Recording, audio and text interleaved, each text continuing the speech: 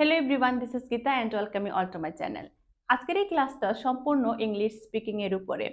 আমি চাইলে তোমাদেরকে একটা বাংলা সেন্টেন্স বলবো এবং তারপরে একটা ইংলিশ সেন্টেন্স বলে দিতে পারি, বাট আমি এরকম তোমাদেরকে পড়াবো না। আমি যে কোনো একটা বাংলা সেন্টেন্সকে কিভাবে ধরে ধরে ইংলিশে ট্রান্সলেট করা যায়, অর্থাৎ যাতে আমরা বুঝে শিখতে পারি, মুখস্থ যাতে না করতে হয়। কারণ যদি তুমি মুখস্থ করে ইংলিশ সেন্টেন্সগুলোকে শিখো, তাহলে কতদিন মুখস্থ করে মনে রাখবে বলো তো? কিন্তু যদি একবার একেবারে ভালো করে গোড়ার থেকে জিনিসটা শিখে নাও, তাহলে পরবর্তী সময়ে যখনই কারোর সঙ্গে তুমি ইংলিশে কথা বলবে, তখন কিন্তু তুমি একদমই আটকাবে না। ঠিক আছে, এখানে কিছু সেন্টেন্স দেখো লেখা আছে। ছোটন্ত হরিণটির দিকে তাকাও, এটা একটা জ্বলন্ত মশাল। বা রিমা চলমান ট্রেন থেকে নামলো। আমি ডাইরেক্ট ইংলিশ বলে দেব? না, বলবো না, একটু বুঝো মনোযোগ দিয়ে। প্রথমে দেখো, ছোটন্ত হরিণটির দিকে তাকাও। ছোটন্ত হরিণ মানে কি বলো? ছোটন্ত হরিণ হরিণ মানে হচ্ছে রানিং। রানিং হরিণ মানে কি? ডিয়ার। ওকে, তো ছোটন্ত হরিণ মানে হবে রানিং ডিয়ার। ওকে, এবার দিকে তাকাও। দিকে তাকাও ইংলিশ কি হবে?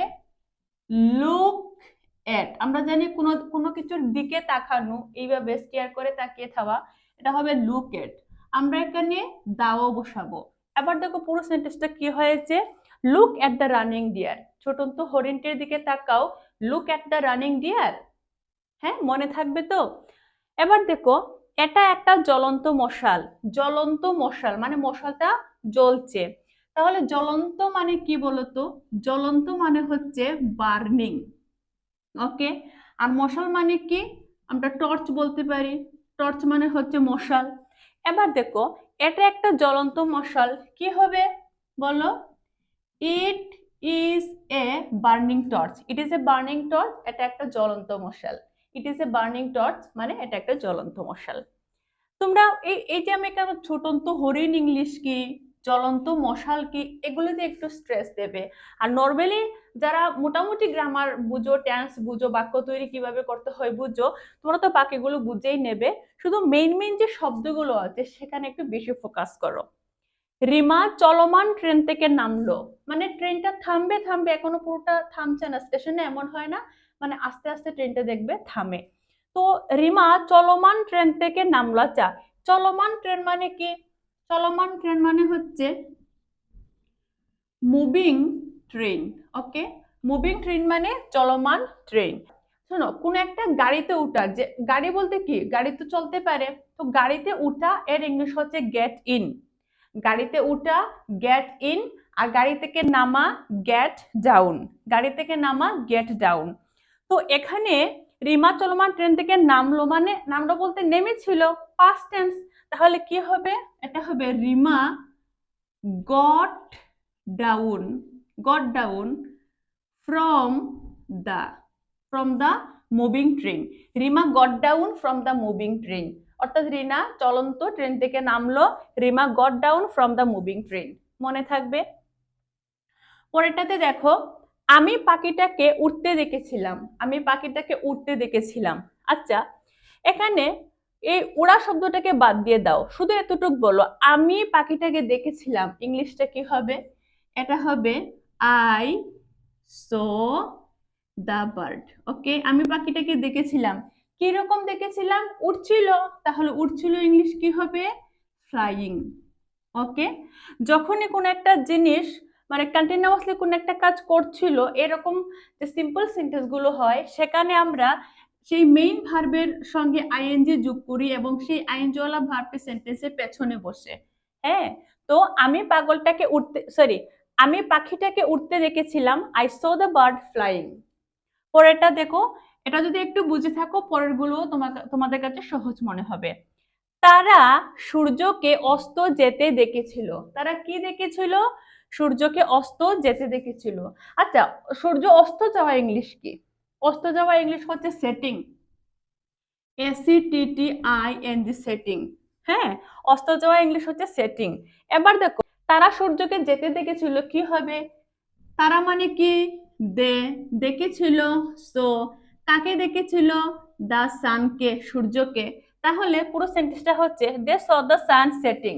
তারা সূর্যকে অস্ত যেতে দেখেছিল সন্ধ্যার সময় যখন, বা বিকাল দিকে, সন্ধ্যার একটু আগে সূর্যটা যখন চলে যায় আমরা দেখি, তো সেটাকে আমরা ইংলিশে সেটিং বলবো। আর তারা সূর্যকে অস্ত যেতে দেখেছিল, they saw the sun setting, they saw the sun setting. পরেরটা দেখো, সিংহকে দেখে ছেলেটি দৌড়ে পালালো। আচ্ছা, সিংহকে দেখে এর ইংলিশ কি হবে? দেখা মানে কি? দেখা মানে হচ্ছে সি, আমি বলবো সিং এ লায়ন। সিংহকে দেখে সিং এ লায়ন, ছেলেটি কি করলো? ছেলেটি দৌড়ে পালালো। দৌড়ে পালালো কি হবে? দা বয় রান এওয়ে। দৌড়ে পালালো, রান অ্যাওয়ে। দৌড়ে পালালো ইংলিশ হবে রান অ্যাওয়ে। আর সিংহকে দেখে ইংলিশ হবে সিং এ লায়ন। এবার দেখো, সিংহকে দেখে ছেলেটি দৌড়ে পালালো, Singh a lion the boy run away. Singh a lion the boy run away. এখানে মুখস্থ করার মতো কিচ্ছু নেই, জাস্ট বুঝো। সিংহকে দেখে সিং এ লায়ন, দৌড়ে পালানো হচ্ছে রান অ্যাওয়ে, আর ছেলেটি কি হবে? The boy run away. এটা এই অংশটা হচ্ছে সিম্পল পাস্ট টেন্স। পরেরটা দেখো, বই নিয়ে মেয়েরা স্কুলে গেল। মেয়েরা কি নিয়ে স্কুলে গেল? বই নিয়ে। তাহলে বই নিয়ে ইংলিশ কি হবে? TAKING, taking, taking the book. Okay, taking the book, বই নিয়ে, টেকিং দ্য বুক, বই নিয়ে। মেয়েরা স্কুলে গেল কি হবে? দা গার্লস কোথায় গেল? স্কুলে গেল। কি হবে? Went to school. ওকে, দেখো, টেকিং দ্য বুক, বই নিয়ে, টেকিং দ্য বুক, বই নিয়ে মেয়েরা স্কুলে গেল, the girls went to the school বা went to school. Okay, just বই নিয়ে, টেকিং দ্য বুক। গুলমাল শুনে মেয়েটি জেগে উঠলো। আচ্ছা, গুলমাল শুনে, গুলমাল মানে কি? গুলমাল মানে কি? নয়েজি, ঠিক আছে। আর শোনা ইংলিশ কি?